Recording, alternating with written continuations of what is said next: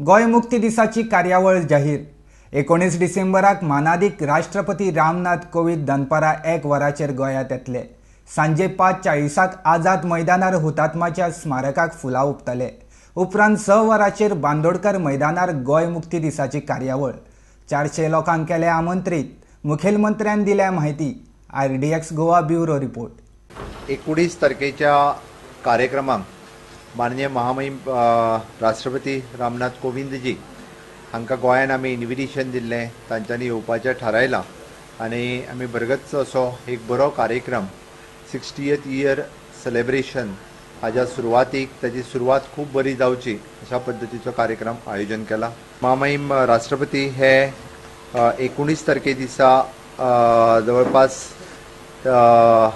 1:05 हंसा हांगासर दाबोलीमच्या एअरपोर्टाचेर पावतले।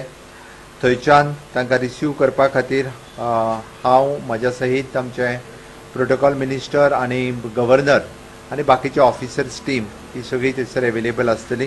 ते तांकां रिसीव करतले आनी थंयच्यान बाय दाबोलीम एअरपोर्टच्यान ते बाय हेलिकॉप्टर ते हेलिपॅडचेर गोवा युनिवर्सिटीच्या हेलिपॅडाचेर 13:25 म्हणजे 1:25 दाबोलीमचेर पावतले आनी ताज्या उपरांत